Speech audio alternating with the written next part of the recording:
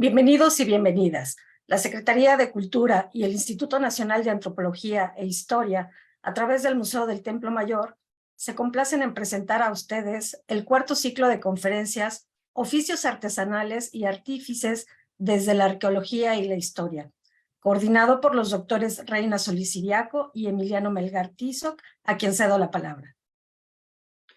Bueno, buenos días a todos. Muchísimas gracias por estar con nosotros en esta 10ª sesión del seminario de oficios artesanales y artífices desde la arqueología y la historia.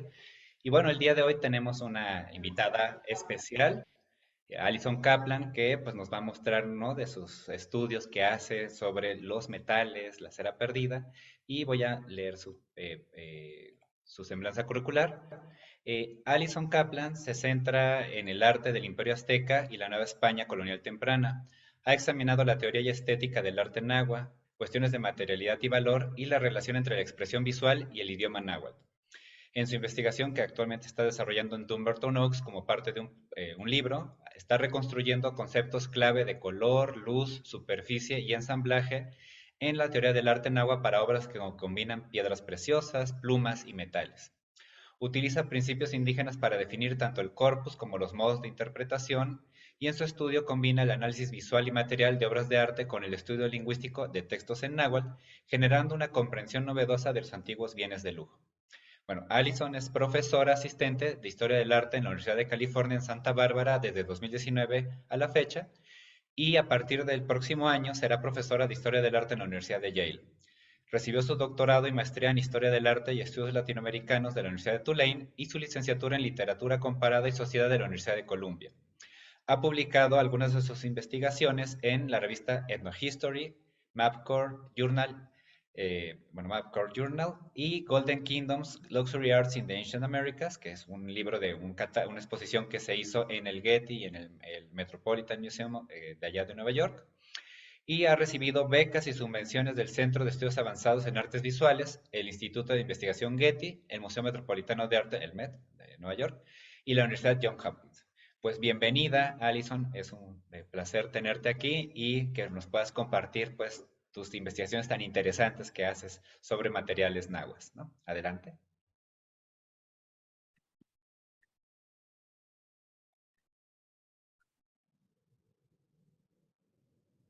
Ok. Sí, ¿se ve y se escucha? Sí, se ve perfecto. Adelante, es todo bien.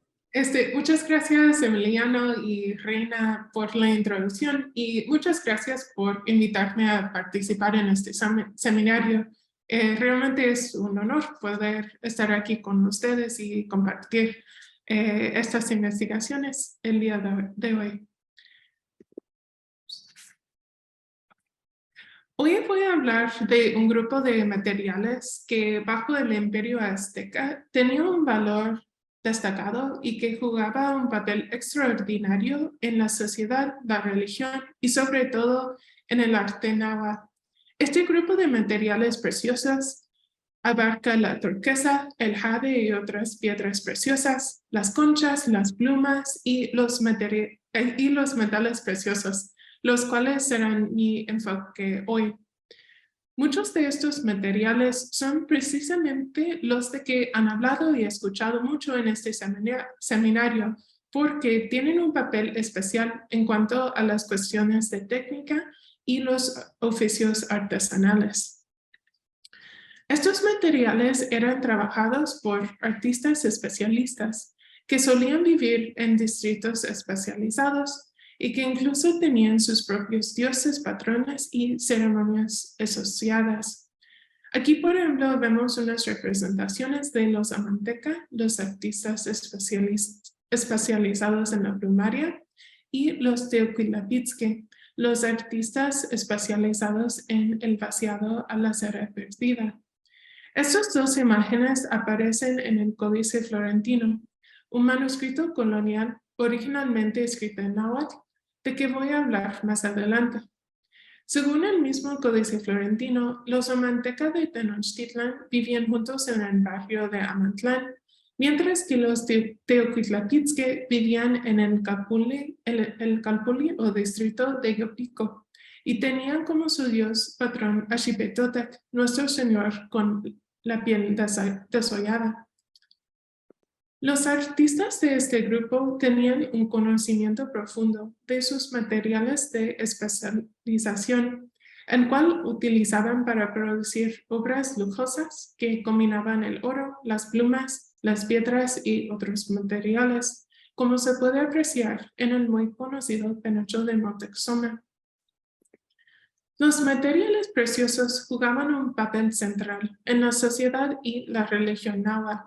Sobre todo, estos eran los materiales especiales que se utilizaban para fabricar los tlahuistli, es decir, la insignia especial que pertenecía a los dioses, los reyes, los nobles y los guerreros. Los tlahuistli comunicaban y aún constituían la identidad de quienes los llevaban, y se entendían como una parte esencial del dueño.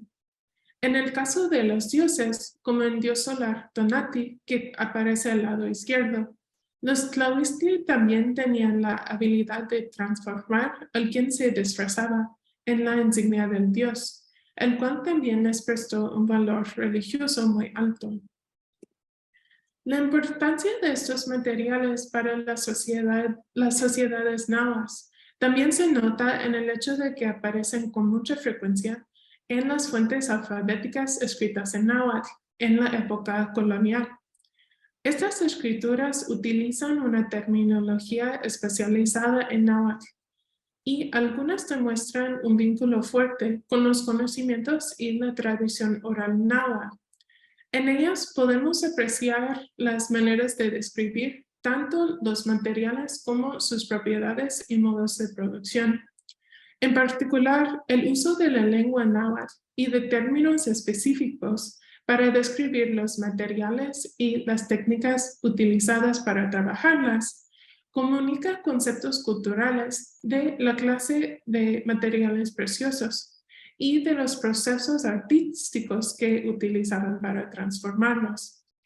Añadiendo a lo que podemos aprender de los estudios técnicos y visuales, de las obras de lapidaria, plumaria y orfebrería, viendo los materiales preciosos a partir de la lengua náhuatl, nos permite entender los conceptos náhuatl acerca de esta clase de material y el proceso artístico en sí.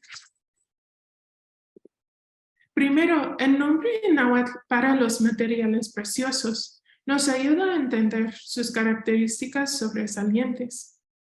En las fuentes escritas en náhuatl se encuentran estos materiales bajo el nombre tlazotli, el cual aplica tanto a las plumas, las turquesas, el oro, las conchas y los textiles, como a ciertos seres humanos y divinos. Tlazotli es un sustantivo náhuatl que proviene del verbo tlazoa, amar, querer, una palabra que incluso hoy se usa para comunicar el amor por una persona. Tlazotla quiere decir te amo.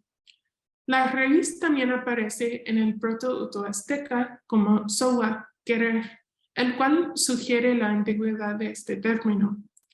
En náhuatl, tlazotli denomina una gama de materiales valoradas que producen la reacción emocional precisa de la afección y el querer.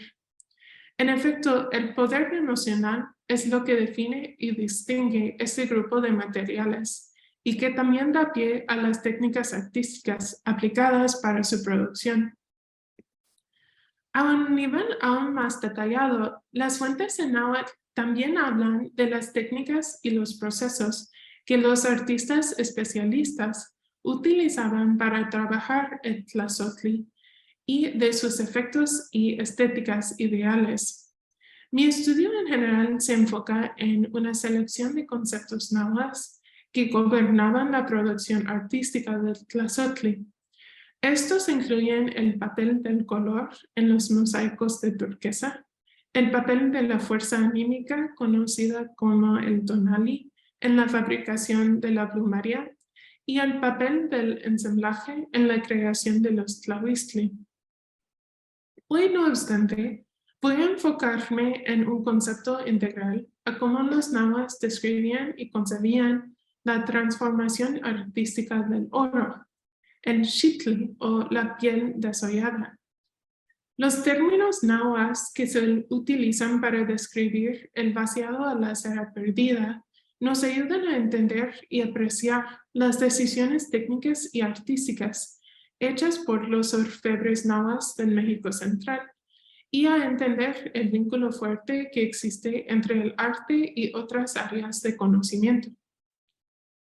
En particular, las descripciones náhuatl de este proceso comunican una visión del vaciado a la cera perdida como una técnica que crea una piel dorada que se puede separar de su cuerpo formativo, de una manera asociada con la figura de su dios patrón Xipetotec. En total, este estudio destaca la importancia de los conocimientos náhuatl y del idioma náhuatl para la interpretación del arte y hace hincapié en el hecho de que los conceptos náhuatl forman su propio discurso y estructura teórica para el arte.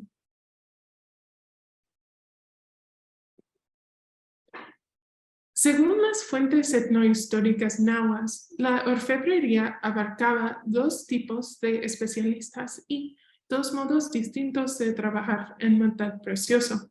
Primero, los teocuitlatzotzonque, que formaban el oro golpeándolo con martillo, y segundo, los teocuitlapitzque, que formaban el oro a partir del proceso del vaciado a la cera perdida. Los artefactos de oro encontrados en el Templo Mayor conforman a esta tipología, como han mostrado Leonardo López Luján y José Luis Rubalcaba-Sin en sus estudios importantes del oro del Templo Mayor. Obras martilladas náhuatl incluyen pendientes, narigueras y otros ornamentos, mientras que las obras fundidas incluyen besotes, collares y campanillas. Estudios de Heather Lechtman, Dorothy Hustler y José Luis Rubalcaba-Sin también han mostrado que las técnicas de orfebrería del México Central originalmente se inventaron en los Andes y se transmitían a Centroamérica y al oeste de México a partir del comercio, en especial de la concha. A partir de los vínculos del comercio, se llevó a cabo la transmisión de técnicas y conocimientos de la orfebrería, la cual llegó al México Central alrededor del año 1000 después de Cristo, unos 500 años antes de la llegada de los españoles.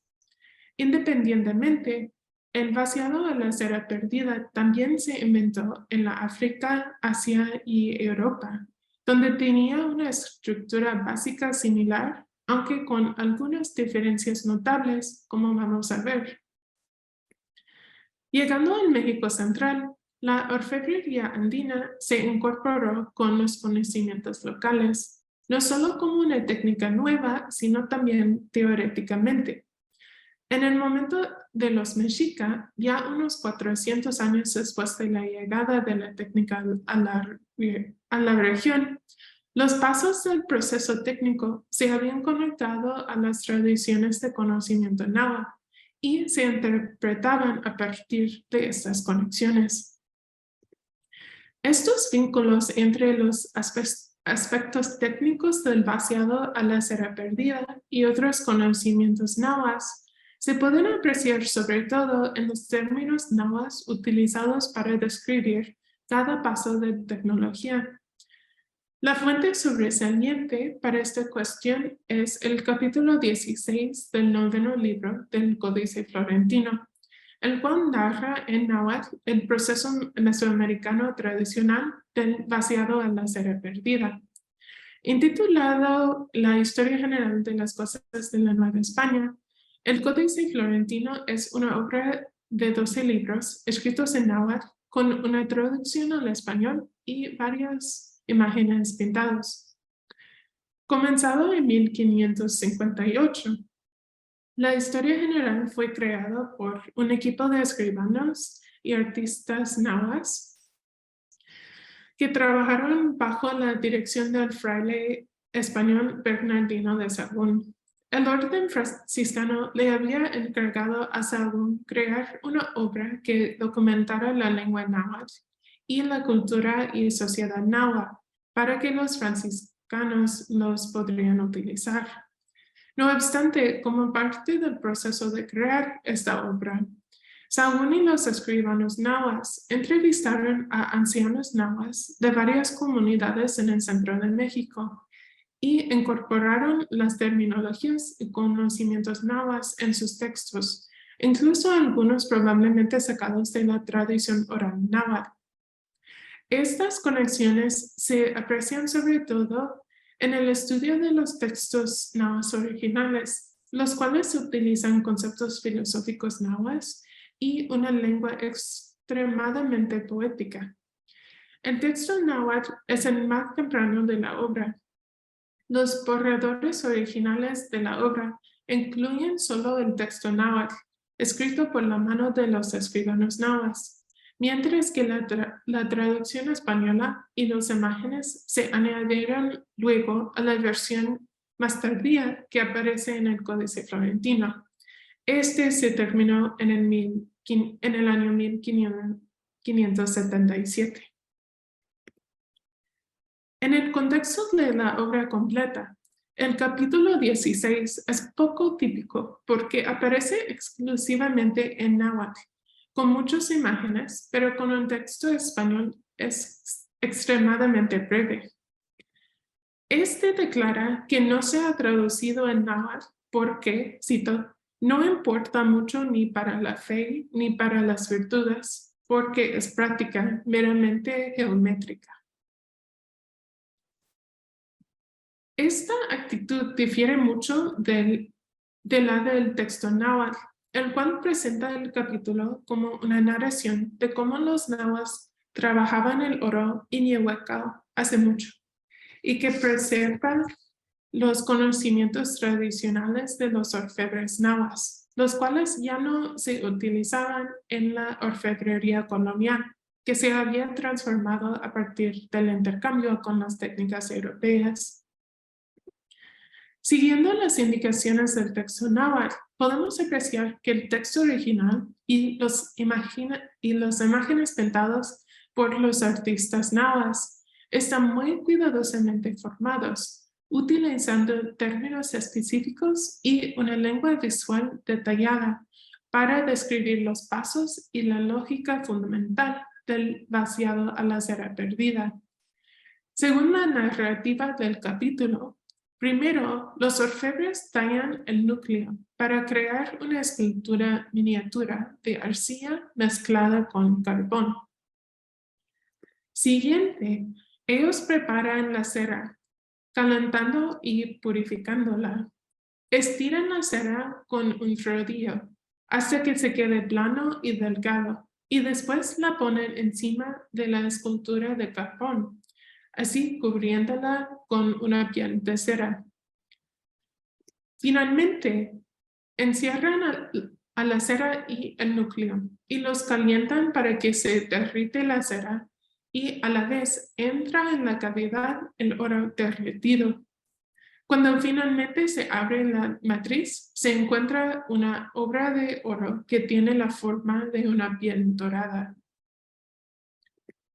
Este proceso mesoamericano difiere de una manera sutil de las técnicas del vaciado a la cera perdida utilizadas en otras partes del mundo.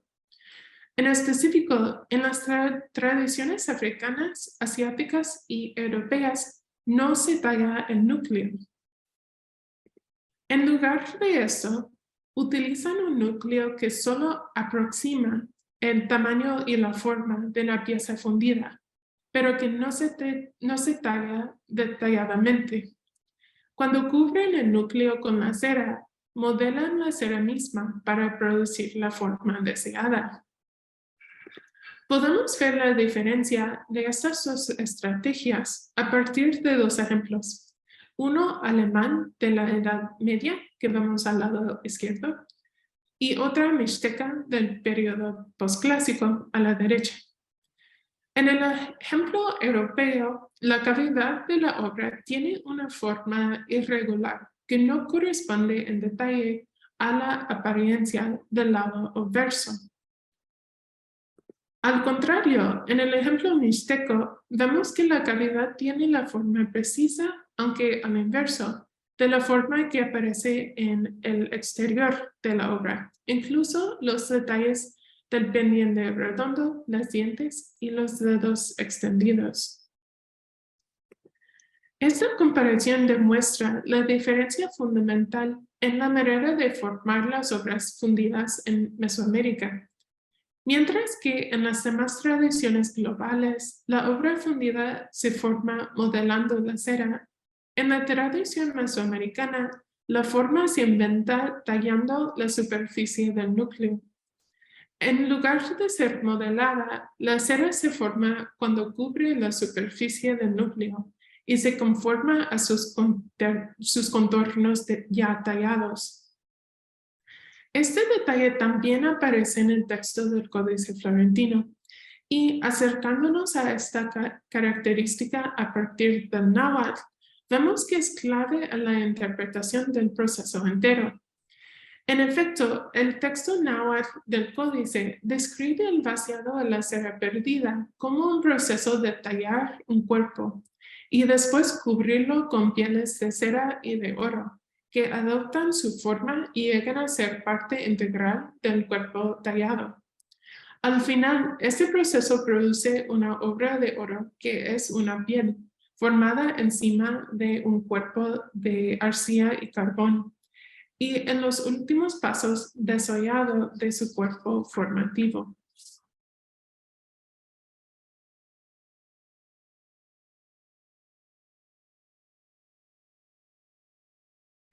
En la narrativa del Códice Florentino, el vaciado de la cera perdida comienza con la preparación del núcleo, el cual es donde se elabora la forma de la obra.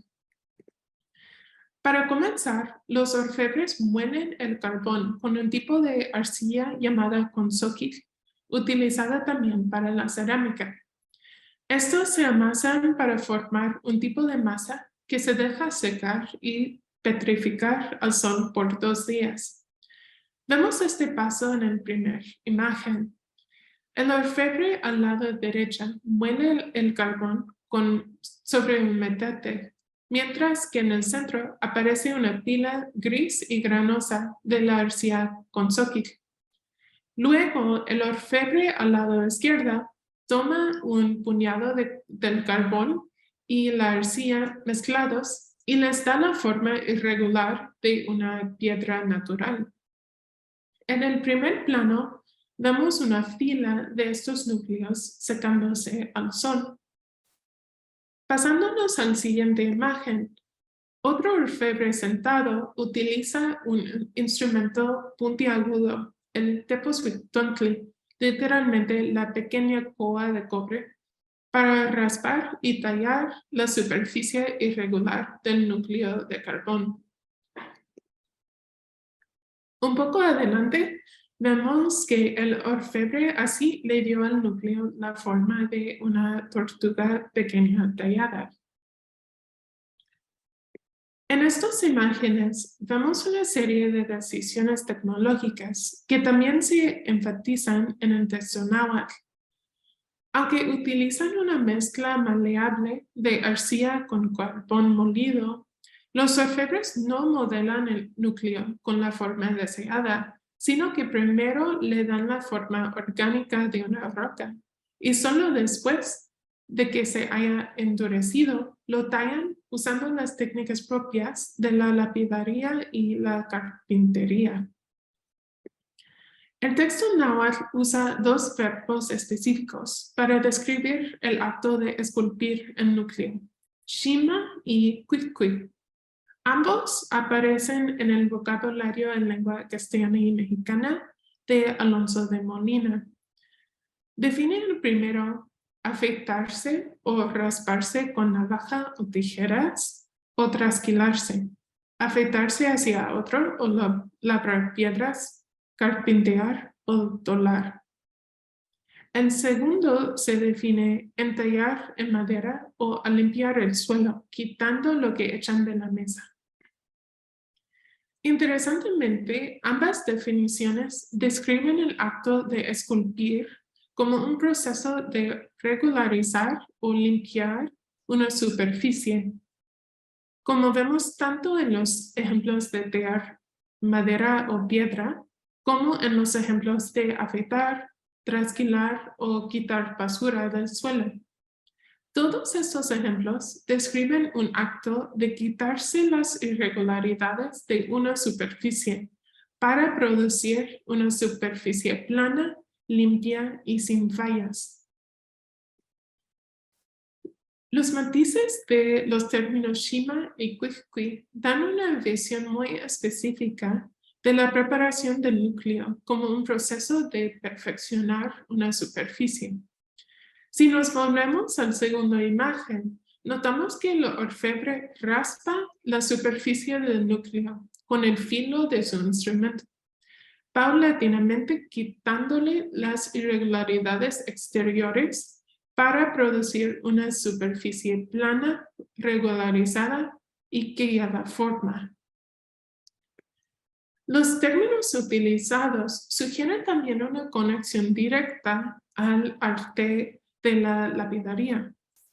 Haciendo una comparación visual del bazote de serpiente del Museo Metropolitano de Arte en Nueva York, al lado izquierdo, con la escultura en basalto de un Shukoak en el Museo Nacional de Antropología e Historia, vemos que ambos están formados por planos lisos que resultan de este acto de reducir y regularizar la superficie orgánica pedregosa o de la piedra o del núcleo interior.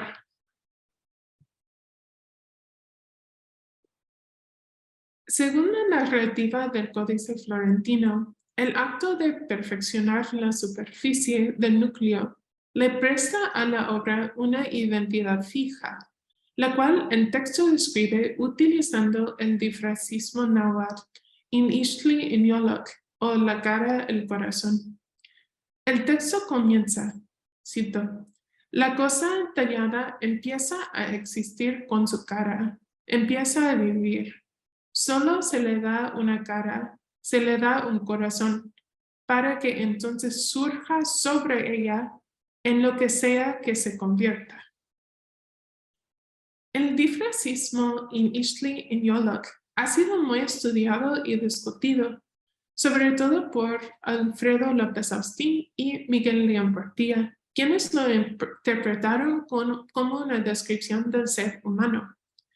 López Austin lo interpretó como, cito, lo que es propio del ser humano, mientras que León Portilla dijo que connota, cito, lo que es exclusivo del hombre, un yo bien definido con rasgos particulares, Ixtli, rostro, y con un dinamismo, Yoloc, corazón.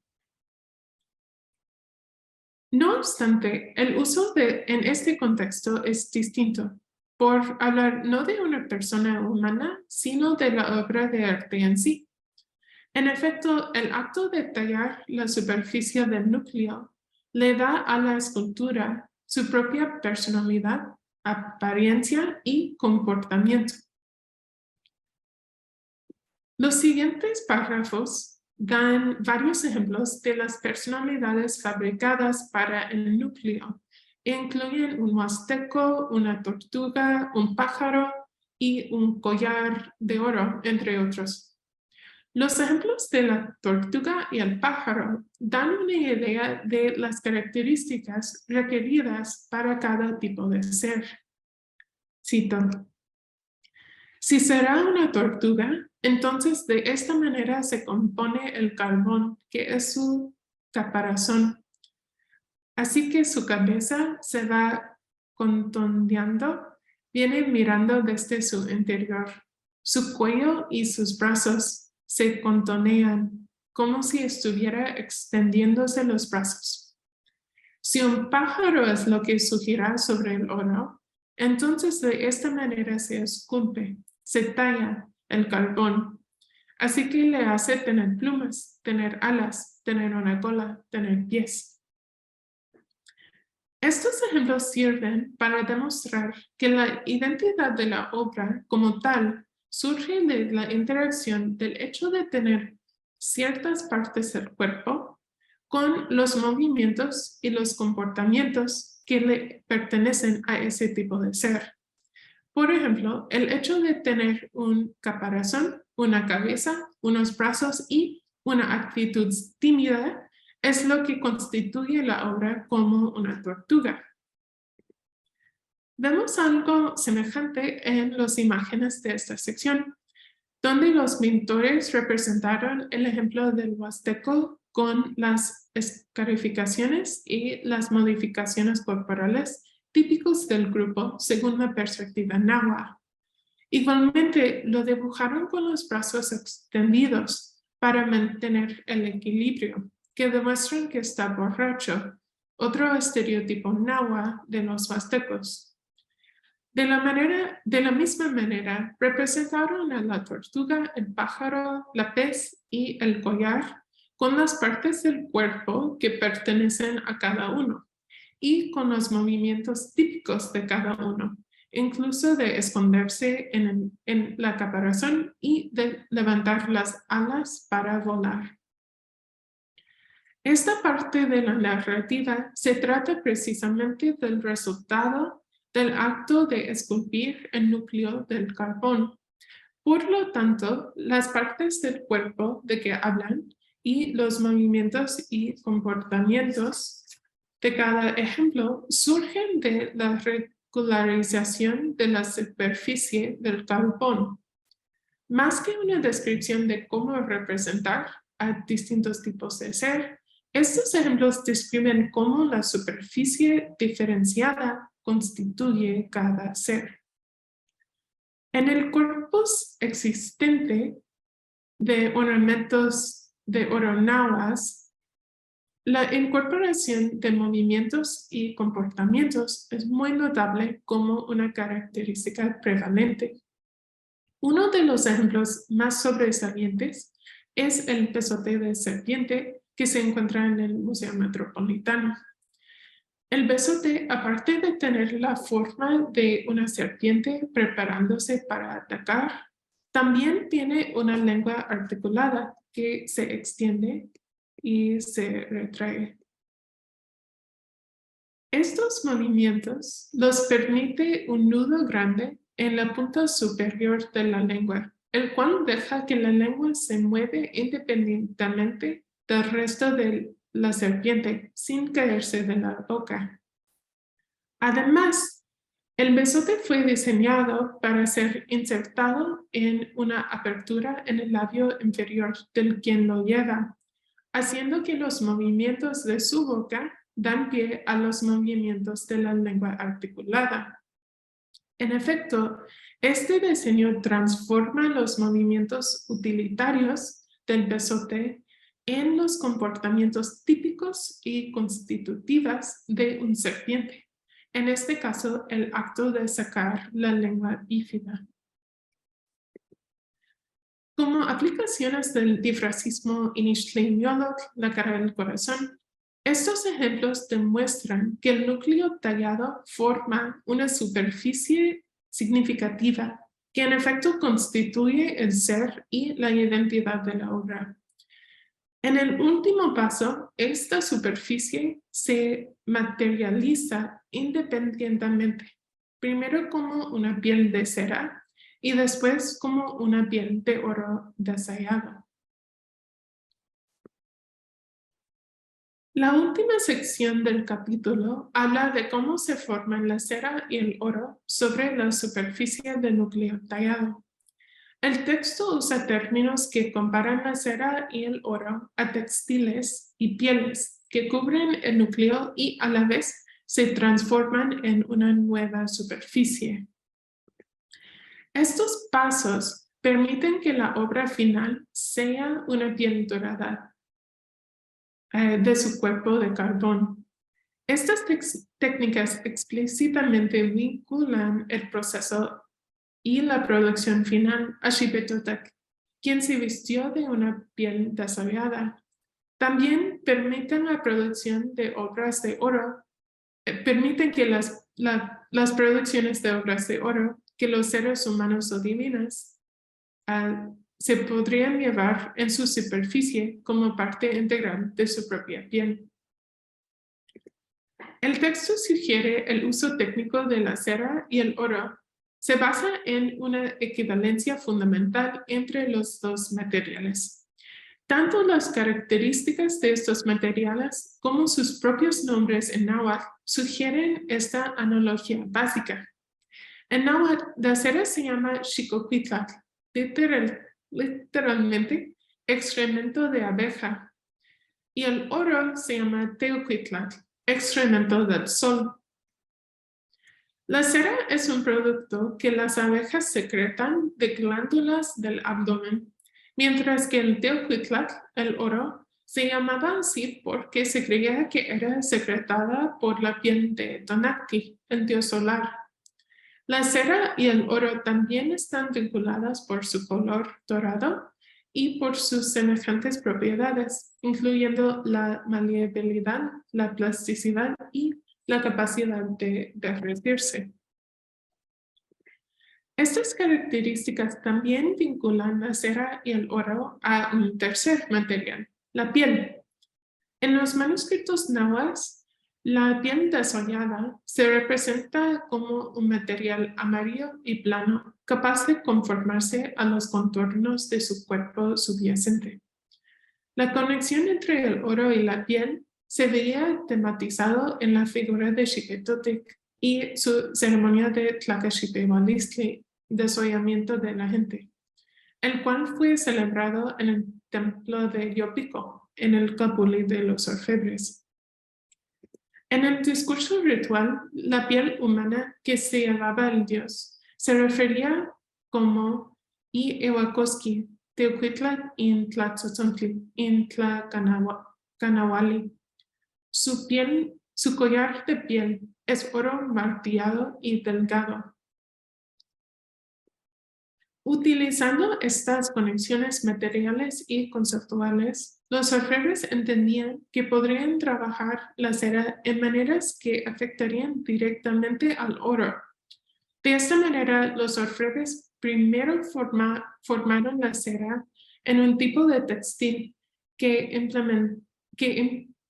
implantaron sobre el núcleo como un tipo de piel. Ya que se había transmutado la cera al oro, los orfebres desarrollaron la relación ya establecida con el núcleo. Así, en el último paso, separaron la piel dorada de su cuerpo formante para producir una obra que se concebía como una piel desollada.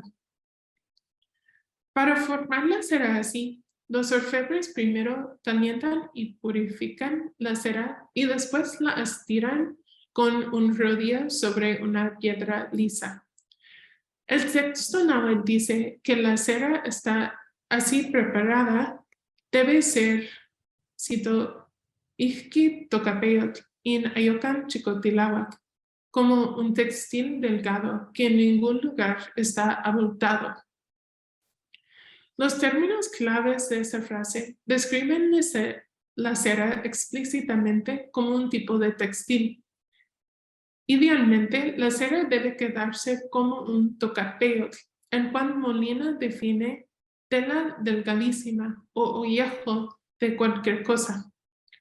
Otro tipo de textil, la condición no deseada, chicotiláhuac, se compone de chico a un lado y tilawa, definido por Molina como llover recientemente o hacerse gruesa la manta y tupirse.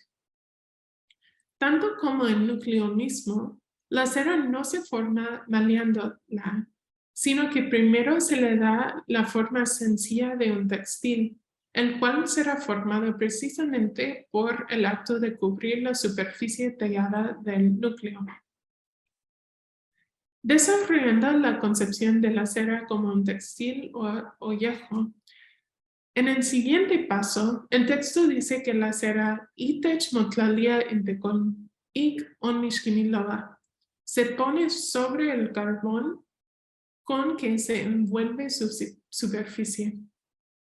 La palabra clave es on mishkiniloa, un verbo complejo pero muy preciso en su descripción de la interacción de la cera con el núcleo.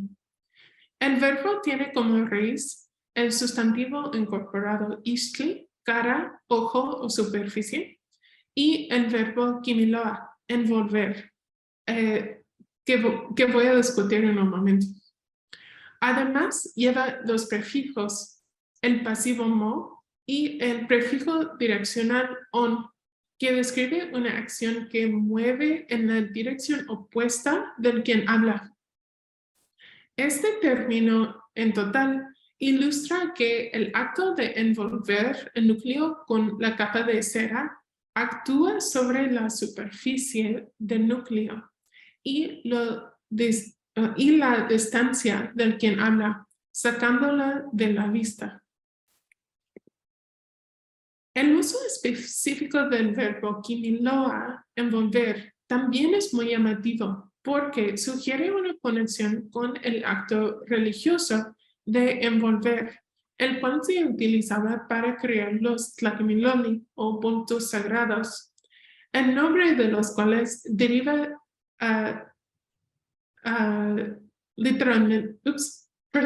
quiere decir literalmente cosa envuelta. Como ha mostrado Molly Bassett y William Olivier en sus muy valiosos estudios, los tlaquimiloli eran un tipo especial de cuerpo divino que se crearon envolviendo los restos corporales de un dios en textiles, pieles o ropa. Una vez envueltas, los tlaquimiloli se convirtieron en seres sociales, con las capacidades de comunicación, percepción y sensación, como vemos en el ejemplo de la tierra de la peregrinación, donde el tlaquimiloli de Huitzilopochtli se representa hablando con los mexicas.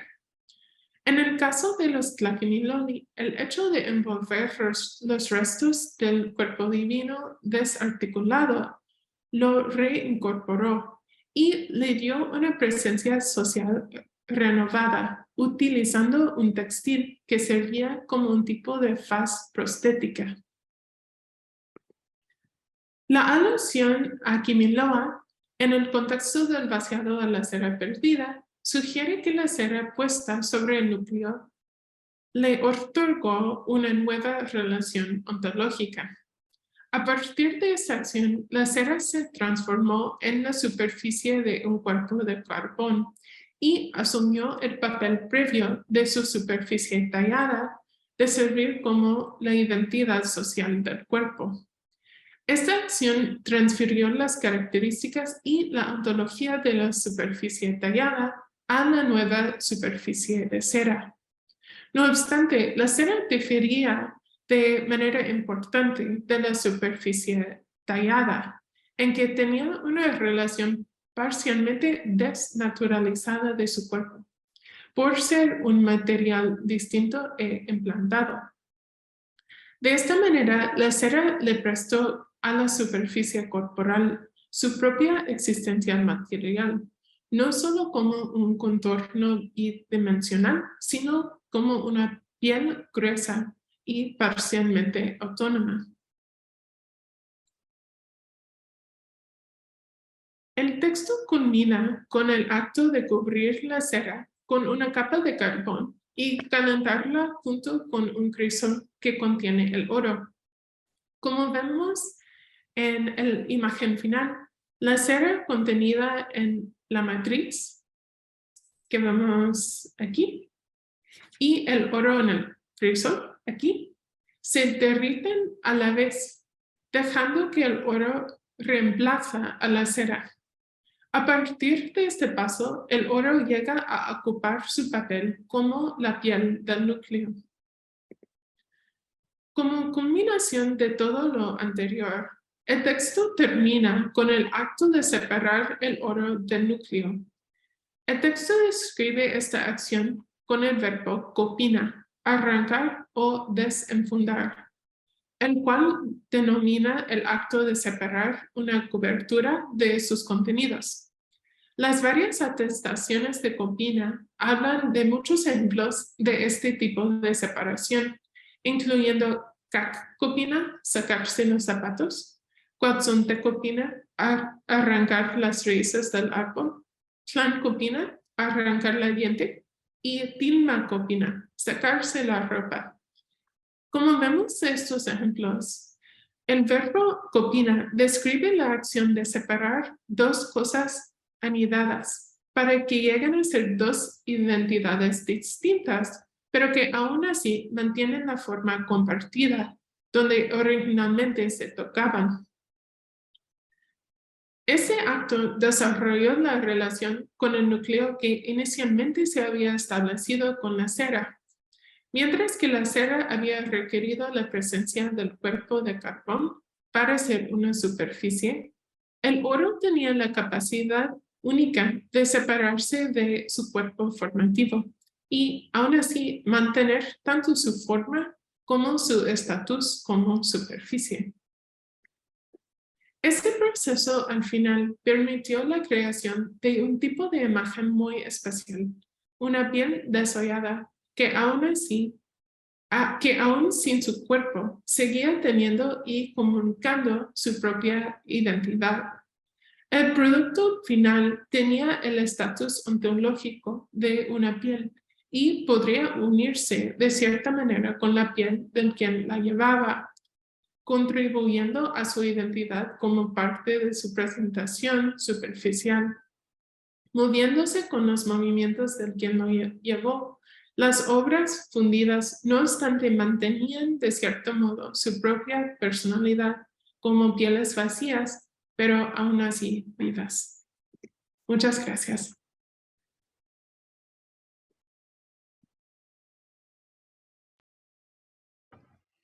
Muchísimas gracias, Alison, por tan interesante presentación que nos diste el día de hoy. Es muy ilustrativo y también toda la información que todavía existe, ¿no? En documentos que muchos dirán, ya es muy revisado y muy conocido el Códice Florentino, por ejemplo, pero como tú nos mostraste, ¿no? Hay secciones que están en náhuatl, incluso hay en latín, que cuando muchos colegas nada más leen las versiones traducidas al español, ¿no? Como la de Garibay, López Austin, pues uno ve que hay secciones completas que nada más está lo que estaba en español o castellano, no, algunos algo incorporan del náhuatl, pero casi ninguno del latín. Entonces, en estas búsquedas que has hecho de las traducciones que tú has elaborado, ¿no? Que a veces es también muy importante, ¿no? No quedarse a veces nada más con lo que algunos colegas traducen, porque luego ves, bueno, yo me he topado, ¿no? Yo cuando trabajaba mayas, por ejemplo,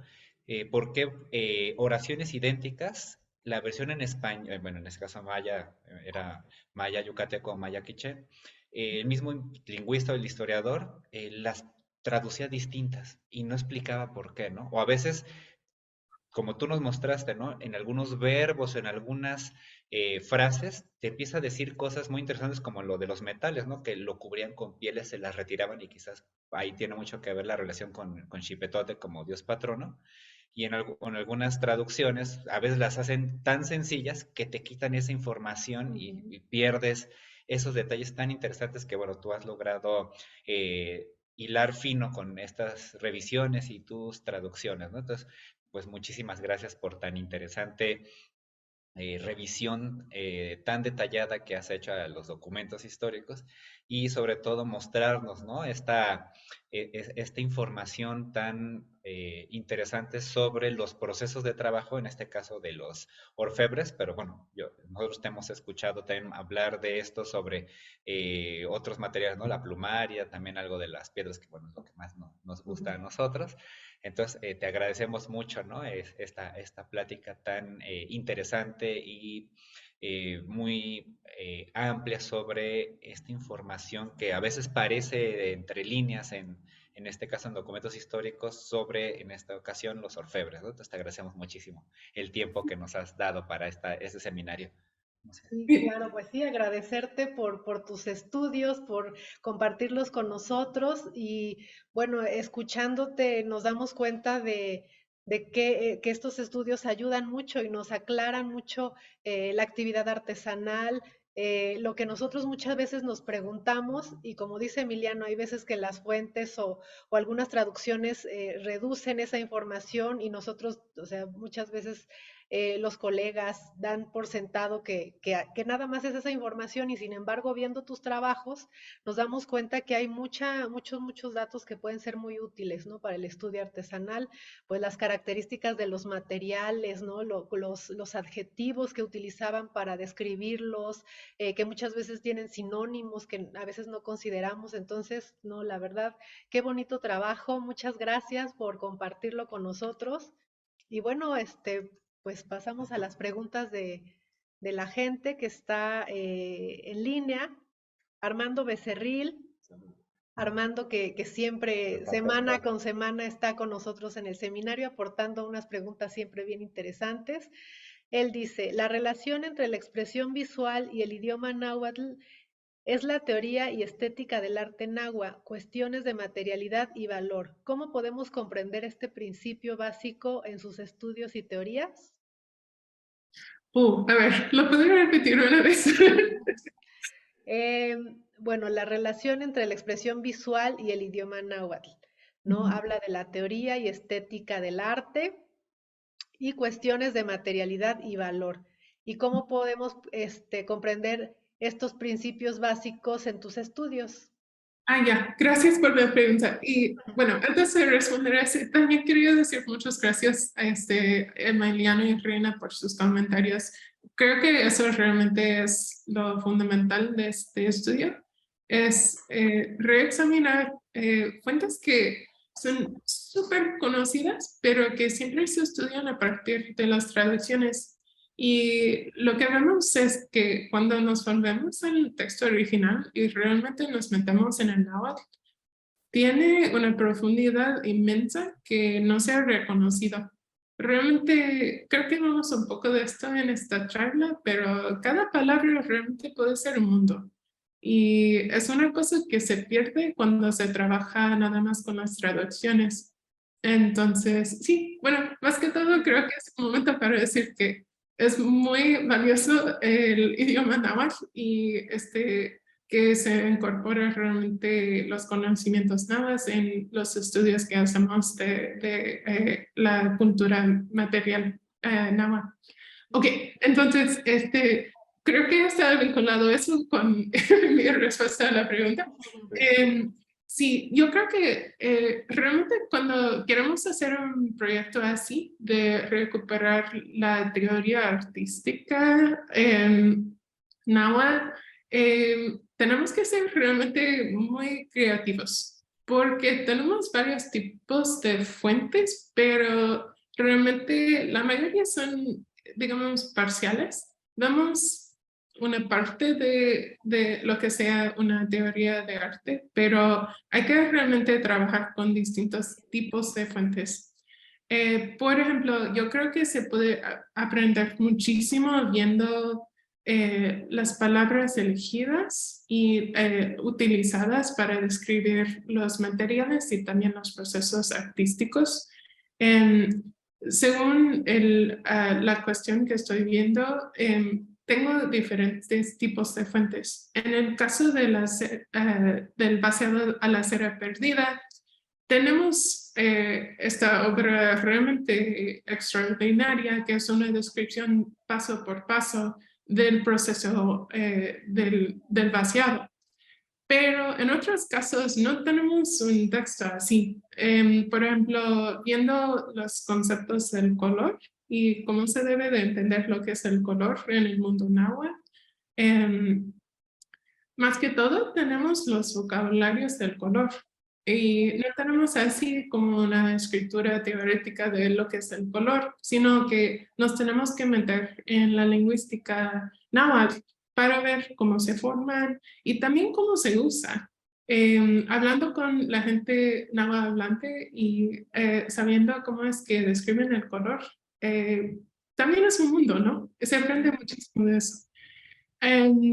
Aparte de eso, también hay que estudiar las obras en sí, y de eso he aprendido muchísimo de los trabajos de Emiliano y de Reina. de saber cómo es que se trabajaban estos materiales y cuáles vínculos existen entre lo que podemos ver de la lengua y lo que podemos ver de los restos materiales. Y en muchos casos hay vínculos súper fuertes.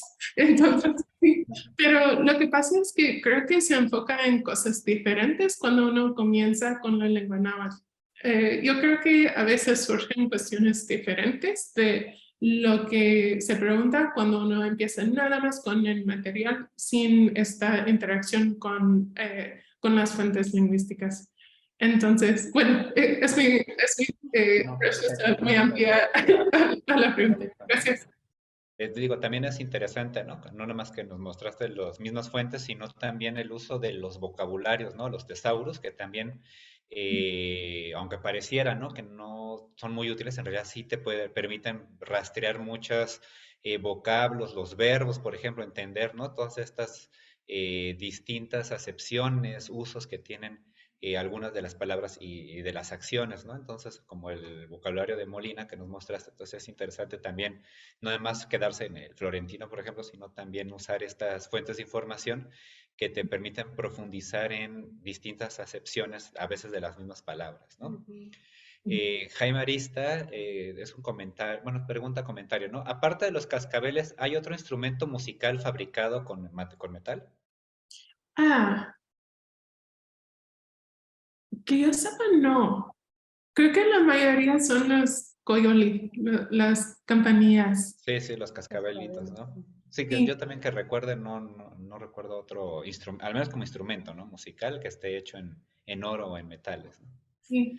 Lo súper hermoso de estas es que también tenemos descripciones en náhuatl de su sonido, de las cascabeles, ¿sí?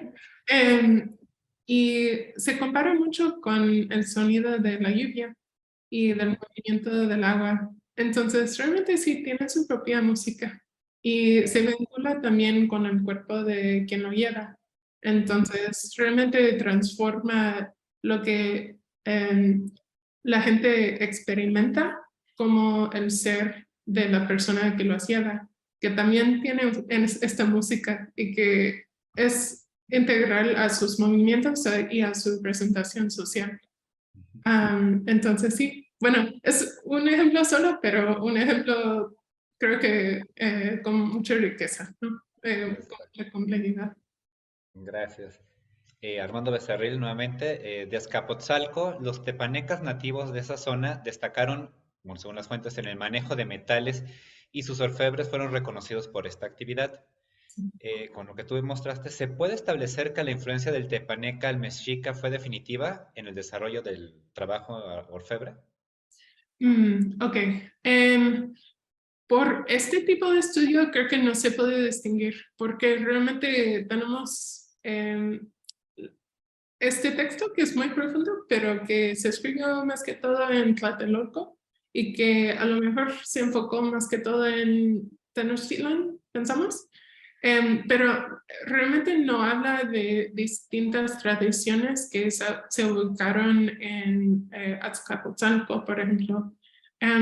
Pero eso sí lo han estudiado colegas en la Ciudad de México. Sobre todo yo creo que los trabajos de José Luis Rubón Cardosi y Leonardo López Luján han hablado mucho de eso. Entonces, yo creo que eso sí es una cosa que no podemos entender muy bien por las fuentes escritas, porque realmente no existen las fuentes escritas que nos hablaran de esa cuestión. Pero hay otras maneras de entender esta pregunta que es muy importante. Exacto, ¿no? Que a veces, ¿no? Los documentos, pues, nos dicen algunas cosas, pero en este caso, ¿no? Para poder evaluar si derivan o tienen influencia de otro grupo, habría más que en los documentos que no nos hablan propiamente que son orfebres tepanecas, ¿no? Como señalas, ¿no? Más bien, muy probablemente están hablando de los orfebres de Tenochtitlan. Bueno, los del Totocali sí son los de, que son estos tres, ¿no? Amantecas, lapidarios y orfebres, son los de la producción del recito sagrado. serían los mismos materiales, ¿no? Que se hiciera una comparación de lo poco o mucho que ha salido en Azcapotzalco, a ver qué tan idéntico en composición y en formas y de elaboración son a los de Tenochtitlan, ¿no? Nuevamente a Armando Becerril, bueno, esto va a estar difícil que lo puedas contestar, pero bueno, ¿se puede tener una posible estimación de los artículos que fueron fundidos para formar los tejos en la huida de los europeos durante la Noche Triste? Yo creo que eso está sumamente difícil de poder contestar. Oh, sí, no creo que pueda. Sí, eso es, digamos, como no hay información, no sabemos, o sea, debió ser muchas piezas, pues no se puede tener un aproximado de qué tanto se podría, pero debió ser, obviamente comparado con otras regiones como el área andina o Panamá, Costa Rica, que tienen kilos y kilos de oro, pues o sea, no habrá sido tanto, Armando, pero sí, o sea, que debieron ser decenas de piezas quizás, sí, seguramente. Y finalmente, para pasar a otro asistente, Armando, ¿no? Como última pregunta, te pregunta si a la caída de la ciudad de Tenochtitlan y Tlatelolco, si estas actividades orfebres se mantuvieron en el periodo colonial temprano, si es que conoces documentos que digan que se conservó este trabajo artesanal o desapareció como la lapidaria, por ejemplo. Sí, súper importante esta pregunta y también me da chance de hablar del capítulo siguiente del mismo Códice Florentino. Entonces, yo hice un análisis de una narrativa de la orfebrería que dicen que es del Iñehueca de hace mucho, pero directamente después da otra narrativa del vaciado de la cera perdida hecha en el momento colonial en que se escribía el texto. Y lo que es muy interesante es que se ha cambiado, pero también mantiene un vínculo muy fuerte con la versión tradicional que primero se narra. Sobre todo se usan más o menos la misma estructura, pero hay muchos materiales que se han cambiado por materiales utilizados en la orfebrería europea. Por ejemplo, ya no se utiliza el carbón, sino la arena como para formar el núcleo. Y también introducen el uso de piezas de cerámica. En inglés decimos sherds. Sí, sí, tapalcates o tiestos. Ajá. Esos lo usan para tallar el núcleo. Ya no el raspador de cobre que describiste. Así es, sí. Eso también se introducía por parte de las técnicas europeas. Otra cosa súper interesante es que la discusión del Ixtli y el Yolot, que aparece en la versión tradicional, ya no aparece para nada en la versión colonial. Entonces, se han cambiado un poco los materiales, aunque más o menos la estructura de la tecnología sigue lo mismo, pero también se ha cambiado la filosofía del arte. Y Sí, ya perdió toda la parte ritual, ¿no? se ha sacado esa idea de que estas obras así se están formando más o menos como personas, que tienen su propia identidad y que se presentan socialmente. Eso ya no existe como parte del arte colonial según los mismos autores. Entonces, en la relación de estos dos textos que me parecen realmente muy asombrosos, están narrando realmente lo que significan los cambios coloniales a la orfebrería náhuatl.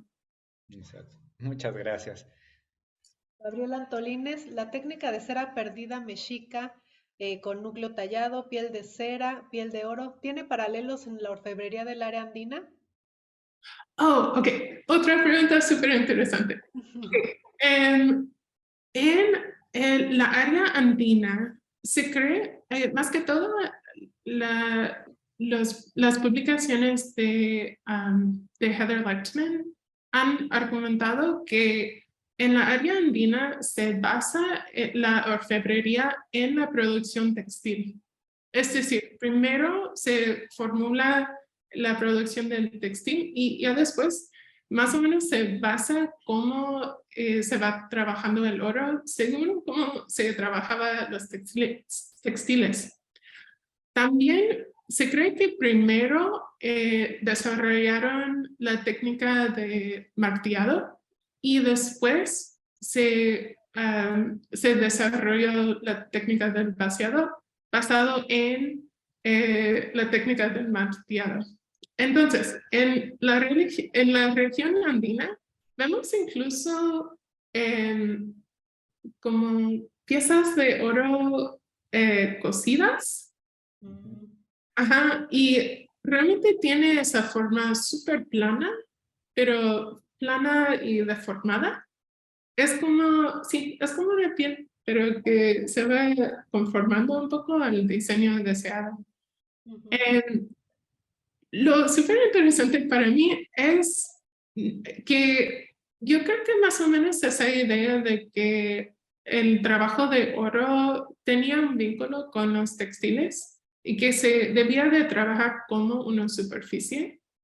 Eso yo creo que se debía de meter de cierta manera en la tecnología en sí, porque realmente vemos un discurso relacionado en México Central, aunque allí se ha transformado bastante porque se vincula no tanto a los textiles, aunque sí tiene un vínculo a las textiles, pero realmente a las pieles y sobre todo a las pieles desolladas que ya tienen un papel súper importante en la religión y que también existen como un entendimiento del maíz, ¿no? Y de sacar las hojas del maíz. Entonces ya existía como un concepto religioso y una manera de entender materiales naturales. Y creo que más o menos se interpretaba según ese concepto náhuatl. Pero yo siento que sí tienen un vínculo porque esa idea de que el oro no es una cosa modelada, sino es una cosa que debe de ser una superficie y que se debe de trabajar así. Eso sí existe en ambas regiones. Aunque sí, realmente eso es otro punto de que no tenemos las fuentes que quisiéramos, ¿no? No tenemos como una carta escrita que dice, así se debe de trabajar o así. Pero sí, yo creo que sí tiene vínculos súper interesantes según la filosofía de cómo se trabaja. Gracias. Ani Lebaná, nada más como comentario, pone que el núcleo es el corazón de la pieza, entonces, en lo que nos estuviste mostrando, ¿no? Sí, ok, yo creo que es un poco más complicado porque cuando vemos ese difracismo de Inishli Yolok, la cara y el corazón, o también se puede traducir los ojos, el corazón. Eso en total, bueno, es muy típico de los difracismos en náhuatl que tiene como los componentes que juntos forman una idea más amplia. Y lo que vemos es que juntos realmente hablan de lo que es la persona o la identidad. En los estudios previos realmente se enfocaba sobre todo en los seres humanos y lo que era el Ishli Yolot para un ser humano. Entonces, aparece, por ejemplo, en los discursos sobre la educación, donde dice que realmente lo que hacen los maestros es que les ayudan a sus alumnos a desarrollarse sus ishlis y sus yolot. Se están formando como personas. Lo que no se había notado es que también aparece en las descripciones de las obras de arte y que ellos también tienen su propio ishli yolot. Pero yo creo que no habla precisamente, por ejemplo, de que el oro es el ishli y el núcleo es el corazón, sino que habla de que el oro en sí es un ser social y que tiene su propia personalidad. Mm. Y eso realmente se vincula tanto a la apariencia como a las maneras de moverse y comportarse. Y creo que es esa segunda, ese segundo punto de los comportamientos y los movimientos que se vincula al yolot, al corazón. Es sobre todo lo dinámico de una persona. No es tanto como, también tienen la palabra ihtik, que es lo adentro, como, bueno, sería como en el estómago. Eso no es lo mismo que el yolot. El yolot realmente es lo que mueve a uno, ¿no? Ujú. Entonces creo que así se debe de entender. Ok, Sí, muchas muchas gracias. gracias. Canto de lluvia. Felicidades a la investigadora Alison Kaplan por su excelente presentación. Me gustaría saber su apreciación personal sobre la estética del Códice Florentino y sobre la narrativa náhuatl. ¿Qué rasgos son los más apreciados para usted? Oh, yo más que todo, bueno, hay tantas cosas de ese códice. Yo realmente me enfoco en lo que es lo poético de la lengua. En náhuatl. Realmente yo creo que se ve tanto de como la producción literaria, digamos, del náhuatl y de cómo se puede ir, sí, realmente jugando con el idioma. Los textos realmente demuestran un entendimiento súper alto del idioma. Es una de las razones por las que realmente pensamos que no se debe de entender a Bernardino de Sahagún como el autor de estos textos, porque realmente demuestra un entendimiento del idioma que va mucho más allá del nivel de los frailes en sus escrituras en náhuatl. Entonces yo creo que sí, se va aprendiendo muchísimo de cómo es que manejan la lengua y cómo dibujan con ella. Pues otra cosa es la relación entre esos textos en náhuatl y los dibujos que también aparecen en el texto. Y esos, lentamente, bueno, estudiando el texto, creo que esos realmente existen como sí, como un texto visual, pero que usan para interpretar y también responder a los textos en náhuatl. Y sí, a veces se introducen detalles que no aparecen en el náhuatl o se basan y están realmente viendo muy de cerca lo que están haciendo en los textos en náhuatl, pero también viendo lo que ellos saben del tema. Entonces, tenemos cierta relación súper interesante y compleja entre las imágenes y también el texto náhuatl. Y también existe la relación con el texto español, que también es súper complicado. Se presenta como una traducción, pero muchas veces es más bien un comentario. Incluso, bueno, uno de los ejemplos más sobresalientes es el que vimos en la charla, donde realmente dice el español que este náhuatl no tiene nada que ver, por eso no lo voy a traducir. Entonces, sí, tenemos realmente una gama de relaciones que existen entre estos textos. Sí. Armando Becerril nuevamente, como comentario, ¿no? Dice, Teocuitlal, excrescencia divina o por excelencia, se llamaban así los metales, ¿no? Costic, amarilla, o sea, el oro, Iztac, blanca, la plata, como fragmento de Mesoamérica de León Portilla, ¿no? De un texto de él. Y Rosalba Nieto, que es aquí colega de México, te pregunta en dónde has publicado, bueno, señalamos al principio que has publicado en distintas revistas y publicaciones como Ethnohistory, ahí tienes varios de tus textos, y también en el catálogo de la exposición de Luxury Arts, ¿no? Que sacó el Getty, y si mal no recuerdo, en algún momento en el INA vendían ese catálogo, pero no sé si siga consiguiendo hacer Rosala, pero si no en Amazon, en eBay, a se puede conseguir, ¿no? Puedo añadir también Sí. que acabo de publicar una traducción al inglés de este texto que analicé hoy y aparece en la jornada West 86. Ah, Ajá, y también aparece en línea. Entonces, hice una traducción muy de cerca y se hizo en inglés porque lo manejo mucho mejor que el español. Pero también si te interesa y si hablas, si lees inglés, sería otra fuente para ver. sí, muchas gracias. Leónidas Rodríguez, interesante presentación. ¿Se sabe de qué tipo de abeja proviene la cera con la cual se manufacturaban los moldes? Así también se han realizado análisis físico-químicos para saber de qué tipo de madera proviene el carbón del cual manufacturaban los moldes.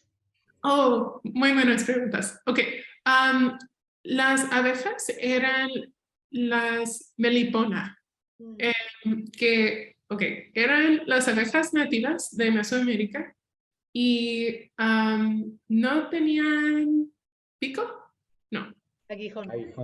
aguijón, gracias. No tenían aguijón.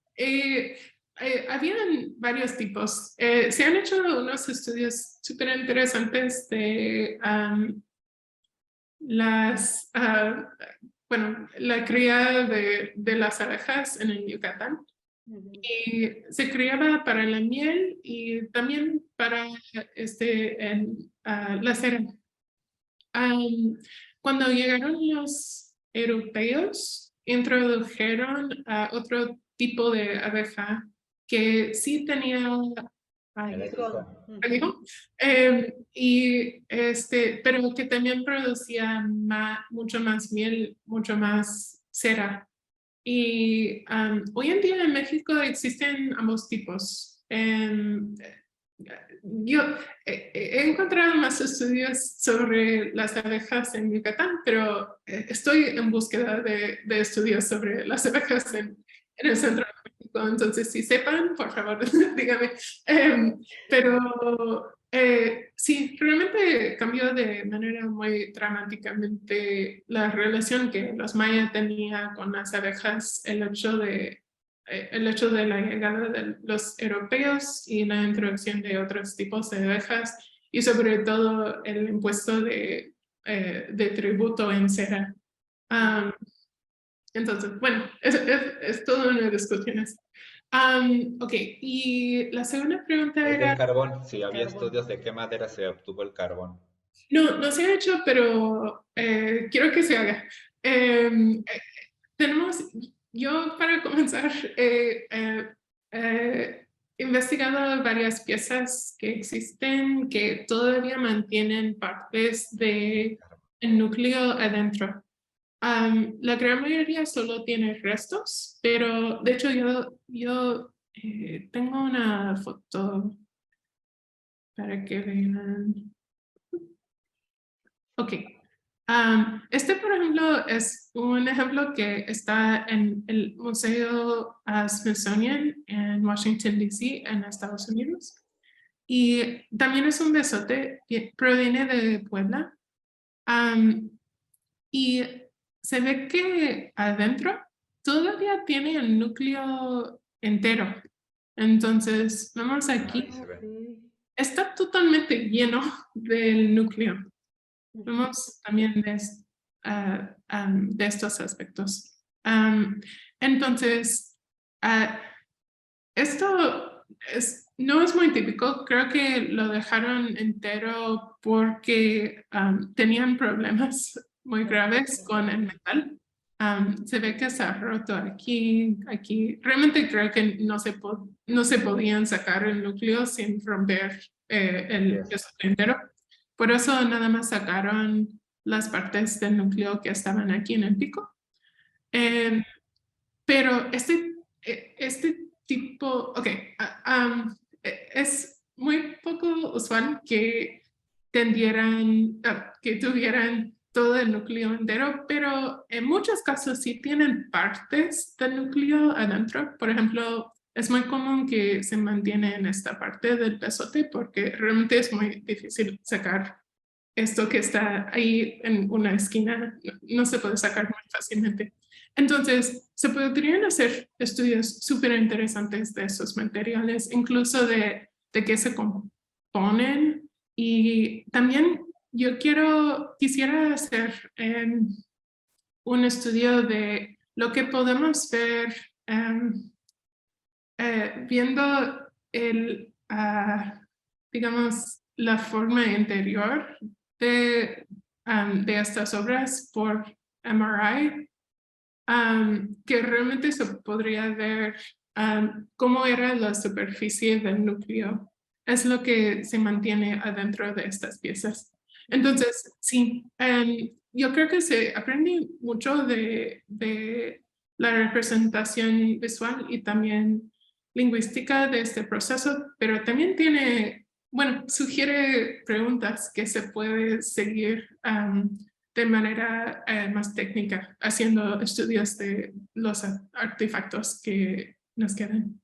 Ok. Sí, mira, está interesante esto que nos mostraste porque recuerdo a Niklas Schulze que trabajaba los cascabeles de cobre en Templo Mayor y él comentaba que los más tardíos, sobre todo de etapa 6 y etapa 7, o sea, de Ahuizotl y Moctezuma II, ya no los terminaron de vaciar completamente o de que funcionara, les quitaran el núcleo y funcionara el percutor interno, ¿no? Entonces, y que muchos eran físicamente parecían cascabeles, pero no sonaban, ¿no?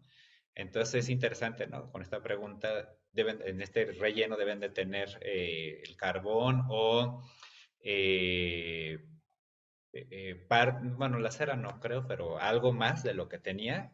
Y Sí. eso, ese dato sería interesante que se le analizara así como esta que nos mostraste de Puebla. ¿No? Estos los tenemos cronológicamente con más precisión por la excavación de la que proceden para ver si en verdad se usó carbón pensando ceniza volcánica o alguna madera, como señalas, ¿no? Que pueden ser maderas, para ver qué árbol maderable era el que se carbonizaba, ¿no? Porque no es lo mismo usar pino, encino, cedro, ocote, bueno, pensando en las que serían como las típicas del centro de México, pero puede que te dé una sorpresa y salga hasta algo más raro, ¿no? Como colorín, un mate, alguna otra cosa, ¿no? O sea, no, eso es algo que queda para algún estudio, ¿no? Y ver cómo está esta bueno, tentativamente se atribuye a Puebla contra la de Tenochtitlan, o ver en otras regiones del país, ¿no? Los que lleguen a conservar estos, algo de su núcleo, ¿no? De este, puede ser carbón, ceniza, lo que tenga para parte de su vaciado, ¿no? Muchas Sí, gracias, Alison. sí. Witsi Kiawilt te pregunta, los atuendos de piel desollada de Xipetotec en el Tlaca Xipehualistli, ¿hasta qué punto pudieran ser un aspecto ontológico o simbólico de alguna elaboración de un atuendo y no literalmente ponerse la piel del sacrificado? Si es que en lo que tú has estudiado has visto algo parecido. Perdí una parte de lo Sí. que otra vez.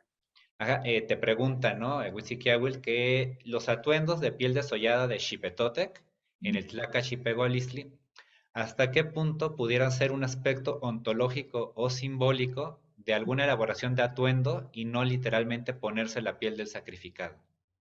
Sí. Es interesante porque creo que difiere un poco según la fuente que ve. Entonces, tenemos descripciones muy detalladas de realmente el desollamiento literal de seres humanos. Incluso hubo una exposición súper interesante en el Museo del Templo Mayor que hablaba precisamente del Tlaca Xipehualistli y Xipetotec y de sus vínculos con la agricultura y sobre todo con el maíz. Y en el catálogo de esa exposición también incluyeron restos humanos, huesos de cráneos que mostraron cómo se raspaban y cómo se sacaban la piel. Entonces, tenemos realmente mucha evidencia física de que literalmente involucraba el desollamiento de seres humanos. Pero también tenía un significado simbólico muy desarrollado. Eso lo vemos en los estudios que hicieron como parte de esa exposición, que más que todo enfocan en la idea de que se entendía la piel como una manera de hacer que los seres humanos se convirtieran en hojas de maíz, no es, bueno, el maíz, y que experimentaran lo que es sacarse de las hojas del maíz. También hacen hincapié en que existe este vínculo entre esa figura y lo que es el vaciado de la cera perdida. Y eso lo vemos también en el discurso ritual, que muchas veces se refiere a la piel que se lleva a Xipetotec como hecho de oro delgado. Entonces vimos un ejemplo de eso que aparece en el Códice Florentino. También existen canciones a Xipetotec que le dicen a Xipetotec, ponte tu vestido de oro. Y es una manera ritual de hablar de esa piel humana. Entonces, yo diría que son las dos cosas, ¿no? Tenemos evidencia de que realmente se utilizaban pieles humanas, pero eso no quiere decir que no tenían ese valor muy fuerte simbólico. Y bueno, hay que entender ambos juntos, creo. Pero sí tenemos evidencia de que sí se utilizaban pieles humanas. Sí. Sí, sí. Gracias. Aní Levana, felicidades por tan excelente conferencia. Muy entendible el proceso y el uso de estas técnicas con la comparación de la piel y del dios Xipetotec. Antolinas desde Colombia. ¿Conoces piezas terminadas de orfebrería náhuatl que por razones técnicas o rituales conserven el núcleo de carbón? Bueno, ya lo estábamos comentando, ¿no? En las de oro no, porque realmente pues todas son pues, laminadas, ¿no? Pero las de cobre, sí, como señalábamos, Gabriel, varios cascabeles están, digamos, tal cual los sacaron, o sea, no los terminaron de vaciar, entonces no suena el percutor, o sea, están todavía, diríamos, con todo su contenido, ¿no? Entonces, digo, a nadie, obviamente, quizás por la premura de tanta actividad intensa, ritual que tenían que poner todos los pues, centenares de cascabeles o los sartales con cascabeles en las ofrendas, en tal ceremonia, y no les dio tiempo de terminarlos. Bueno, esa es una de las propuestas de Niklas. Y pues como a nadie le iba a constar que sonaran, entonces pues parecen cascabeles, físicamente se ven como cascabeles o visualmente, pero pues nada, no, digo, la gente o el pueblo o los sacerdotes que estaban presenciando la ceremonia con ofrenda no iban a estar agitando los cascabeles a ver si en verdad sonaban, ¿no? Entonces están en las ofrendas acomodaditos, pero no, digamos, funcionalmente no generaban ruido, ¿no? Entonces era como diría Niklas, estaban dando gato por liebre, ¿no? A los dioses, ¿no? Que bueno, quizás ahí los castigaban después con hambrunas y otras cosas, por no haberlo hecho ritualmente como debían, ¿no? También Gabriel Antolínez nuevamente, la técnica de orfebrería descrita en el Códice Florentino ha sido puesta a prueba con arqueología experimental, si es que tú tienes conocimiento de ello. Sí, bueno, lo interesante de este capítulo es que tiene una historia muy larga y muy compleja y por siglos se creía que no tenía que ver, o bueno, se preguntaba si tenía que ver realmente con las técnicas de orfebrería utilizadas. Ok, pero para entender eso hay que entender la historia de las traducciones. Entonces, la primera traducción, bueno, hay que recordar que este capítulo, como decimos, solo aparece en náhuatl, no aparece en español. Entonces, eso realmente dificultaba que se estudiara en los momentos tempranos de trabajar con la historia general. Entonces, la primera traducción que se hizo del náhuatl de este capítulo lo hizo Edward Sailer, un académico alemán. Lo tradujo al francés. Y después, esa traducción al francés se tradujo otra vez.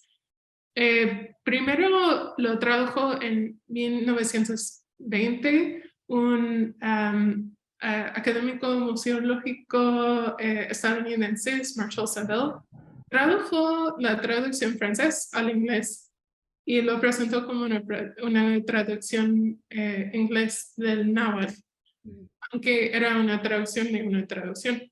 Se hizo algo muy semejante con el español.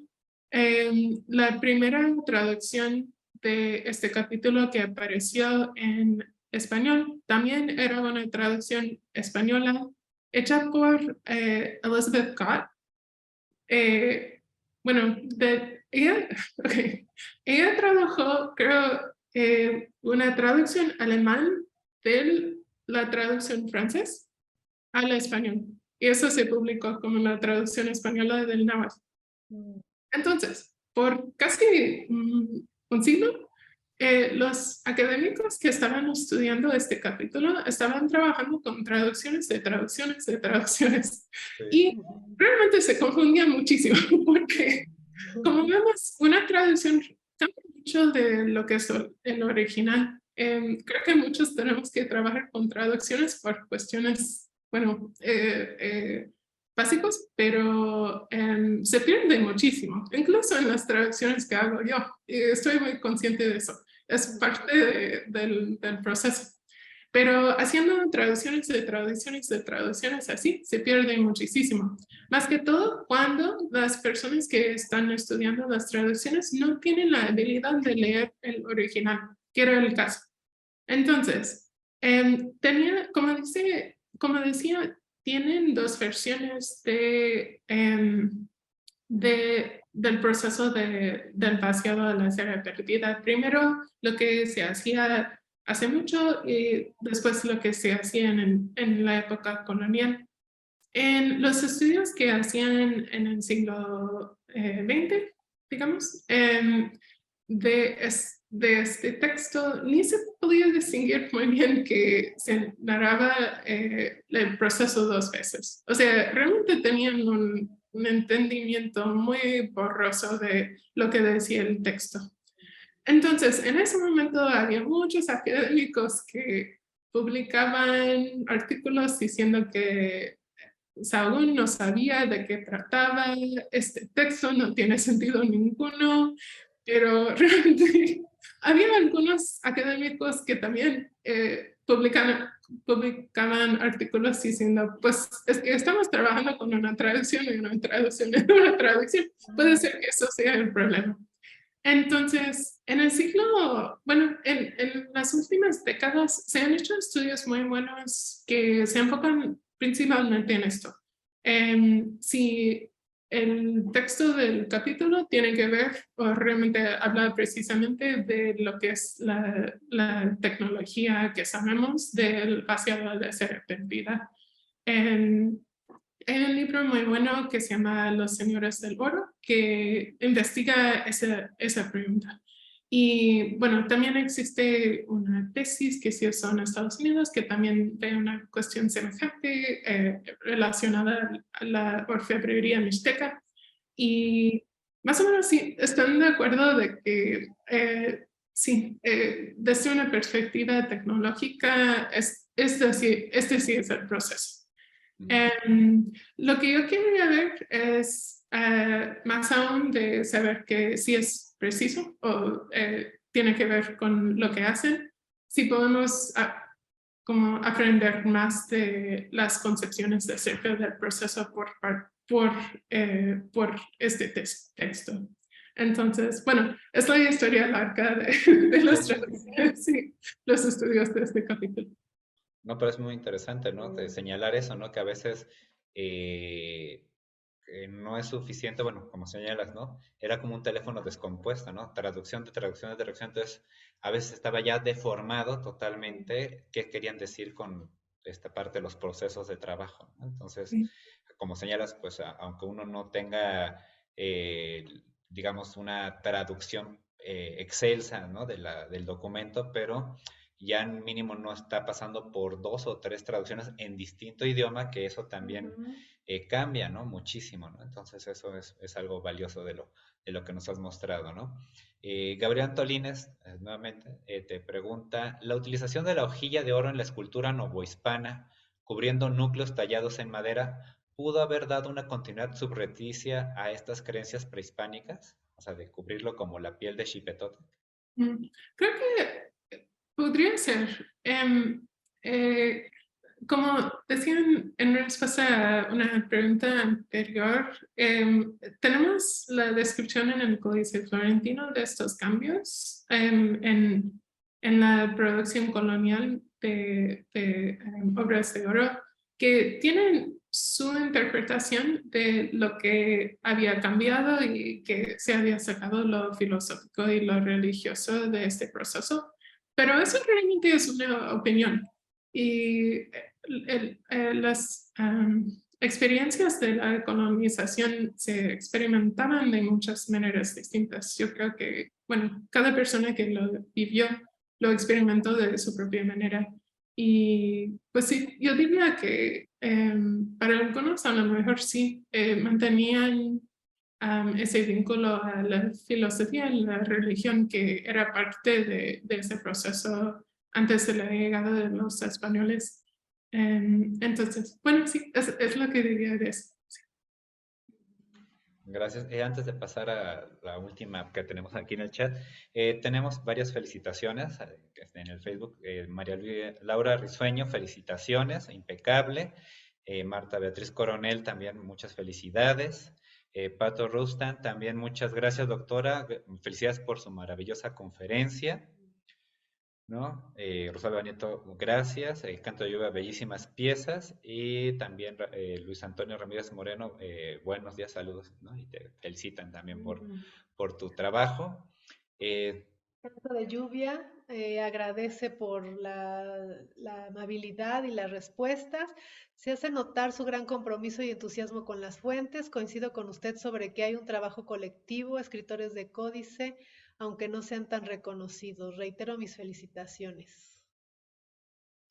Y sí, parece que ya son todas. sí, nada más antes de finalizar, de lo que nos mostraste, por ejemplo, bueno, algo en lo que yo tengo cierto escepticismo, pero sí hay pruebas en algunos materiales, es de el origen andino de la metalurgia en Mesoamérica, ¿no?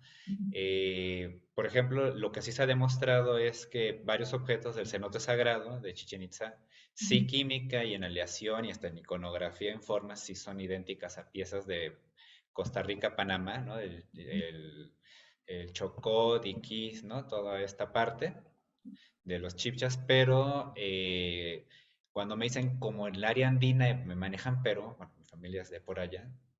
Hasta el momento lo que yo he leído, lo que me han mostrado, nadie ha demostrado que tengan la misma composición química de aleaciones o diríamos su sello geológico, metalográfico, de las piezas de Perú, por ejemplo, con piezas en el occidente de México, ¿no? Entonces, o sea, no dudo de que haya algún tipo de interacción, o sea, no hay como, no tenemos como en el área andina la evidencia de que desde el equivalente a nuestro preclásico en Mesoamérica, el formativo temprano, se desarrolla la metalurgia en el área andina. Pero, por ejemplo, las ideas, ¿no? Que nos pusiste el mapita, sobre todo son las ideas de Dorothy Hosler y compañía, de que llegaban por vía naval. La gran pregunta es cuando yo veo los resultados de la gente, ¿no? De colegas que hacen los análisis químicos a distintas colecciones orfebres de Oaxaca, de Michoacán, de Jalisco, de la Huasteca, químicamente son bien diferentes. Entonces ahí es cuando yo digo, si la propuesta es de que un solo grupo navegante, comerciante, introdujo la metalurgia ya desarrollada en Mesoamérica, ¿por qué tanta diversidad química en aleaciones y metalográfica?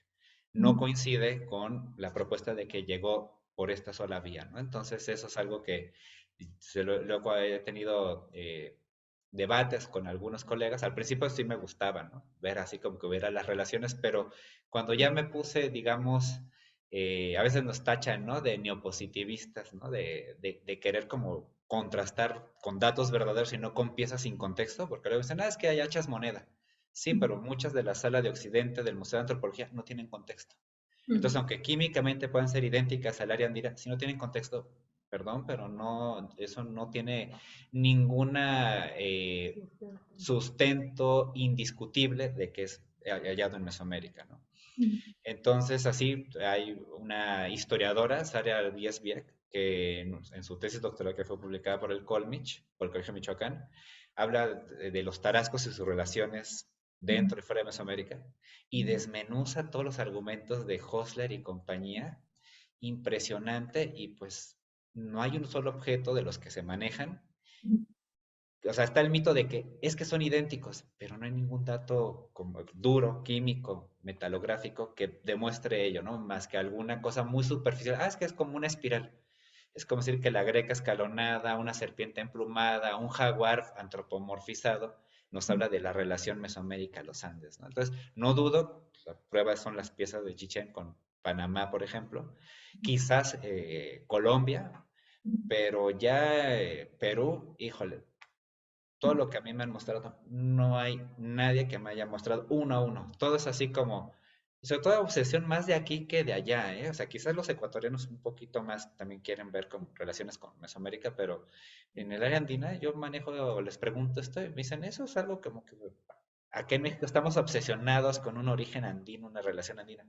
Allá muy poca gente, o sea, digamos que ese no es un tema, no quiero decir relevante, pero que esté ni en polémica ni en debate, ¿no?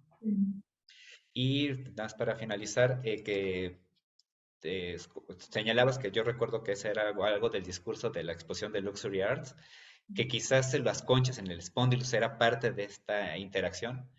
Híjole, en el área mesoamericana, el área andina, Adrián y yo tenemos un texto con Anne-Marie Hockenheim, en este libro que sacamos de Mujita Parsley, pues realmente en Mesoamérica y el área andina, desde sus primeros momentos, hay la explotación local de espóndilos, ¿no? Entonces, que los andinos vinieran hasta Mesoamérica y encima hasta el occidente de México por el espóndilos, o al revés, colegas del occidente dicen que van bajando por el espóndilos hasta allá. No, perdón, pero sigue habiendo espóndilos en ambas zonas, incluso en bahías tan cochinas, ¿no? Por la contaminación como Acapulco, ¿no? Reina y yo pudimos encontrar espóndilos, ahora se llama Limbatus, que es el calcífero de Princeps, que ahora es Crassiesquama, ¿no? Entonces, aún en una bahía que por el turismo está muy, la urbanización está muy sucia, todavía uno puede, sabiéndole buscar, encuentras espóndilos, ¿no? Entonces, igual allá en el área andina, o sea, aquí en México no hay joyería o casi no se hace joyería con plata con espóndilos, y si es que has ido por allá, Alison, la joyería que te venden los artesanales es bien interesante, que como aquí en México hay mucho con abulón, allá es espóndilos. O sea, tú ves que hay muchos collares, aretes, anillos, pulseras del espóndilos. Entonces, el argumento de que se acabó el espóndilos allá y vinieron hasta México por él, pues allá en Perú sigue usándose mucha joyería en espóndilos de Perú y de Ecuador. Entonces, digamos, yo tengo mis peros, no dudo la interacción, pero al menos los argumentos que a mí me han mostrado no me convencen del todo, ¿no? Sin negar que sí hay similitudes, ¿no? Eso no lo pongo en discusión, pero los materiales que me han mostrado, híjole, falta un estudio uno a uno y eso es lo que no han hecho, ¿no? Es súper interesante. Creo que tenemos que hablar más. Perfecto. No sé si tú tienes algún comentario final, porque creo que ya son todas las que tenemos aquí de parte del chat. Pues no, nada más agradecer y bueno, sí, mi interés es también conocer evidencias de arqueología experimental, ¿no? Con las diferentes técnicas bueno, se reportan en las fuentes. Me parece que hay pocos trabajos de arqueología experimental de eso, pero pues sí, sería bien interesante que se pudieran realizar también, como platicábamos al inicio de la charla. Cuando uno conoce y trabaja y toca el material, tiene otra visión, ¿no? Del trabajo artesanal que pudo haberse involucrado en la elaboración de las piezas. Y es lo que nos pasa cuando empezamos a trabajar la concha, la lapidaria, el hueso, ¿no? Ya cuando estás en contacto directo con el material y las técnicas, pues ya eh, se te abre, ¿no? Un panorama mucho más amplio y ojalá que sí se hagan este tipo de experimentaciones para, pues, para poder cotejar, ¿no? Y corroborar mucho de las fuentes que tú nos has, pues sí, el conocimiento que nos has brindado, porque, por ejemplo, nosotros cuando trabajábamos la concha, empezamos a trabajar la concha, la lapidaria y de repente empezamos a ver todas estas similitudes que se detectan en las fuentes, dices, ahora está todo más claro, ¿no? Ahora comprendo más y aquí está lo que yo también me preguntaba o lo que yo tenía dudas y bueno, lo que me resta decir es muchas gracias por compartir tu investigación, está fabulosa, ¿no? Muchas gracias de verdad, Alison. Sí, Fue una delicia escucharte. Muchísimas gracias. gracias a ustedes. Realmente ha sido un placer estar aquí con ustedes. Muchas gracias, Alison. Y para finalizar, no sé si dentro de las charlas del seminario, en otro ciclo, has visto lo que ha hecho Lisandra Espinosa, que trabaja, bueno, que está colaborando con nosotros y también es nahuatlata, trabaja vocablos y todo. Y fue de las que nos ayudó justo a ponerle incluso todo el matiz del artesano, el joyero, con la exposición que tuvimos, ¿no? La de Tlatecayolt, ¿no? Y ella también, ¿no? Como tú, se pone a hacer sus traducciones, se pone a ver, muy específicamente, sobre todo le interesa más de las piedras preciosas, aunque también ha visto plumaria, ha visto metales como tú. Entonces es bien interesante porque en algunas cosas se parecen a, o sea, muestra como tú esos detalles de los documentos, ¿no?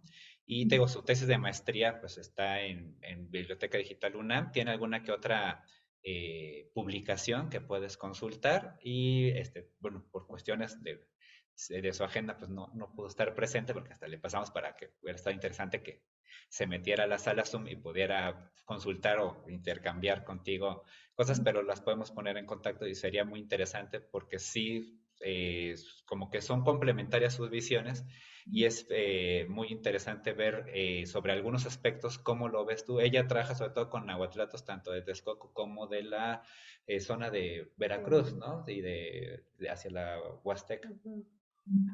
Sí, sería genial. Sí, quisiera, bueno, debemos hablar más de eso también, pero sería genial, ponernos en contacto. Claro que sí, Alisa. Ujú. Pues mil gracias nuevamente, ¿no? Pues, llegaron nada más unas últimas felicitaciones, ¿no? De Gabriel Antolines y de Alicia Guerrero. Mil gracias por compartir tu conocimiento con nosotros, ¿no? Entonces, pues no nos queda más que agradecerte nuevamente, Alison, y pues te agradecemos el tiempo que dedicaste compartiéndonos, ¿no? Tu amplio conocimiento sobre estos documentos y que, bueno, ya hemos leído algunas cosas tuyas, entonces es muy interesante y cayó perfecto para el seminario lo que nos hablaste ahora de los orfebres, ¿no? Ujú. Mil gracias por tu tiempo.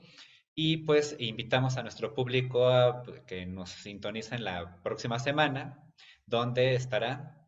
Paula Muez, con su charla Ser pintor en la Nueva España, el taller como centro creativo, no se lo pierdan, va a estar estupenda esta charla de la doctora Muez. Y bueno, pues nos vemos el próximo miércoles de la próxima semana. Muchas gracias a todos. Gracias a todos, hasta luego. Hasta luego. Muchas gracias.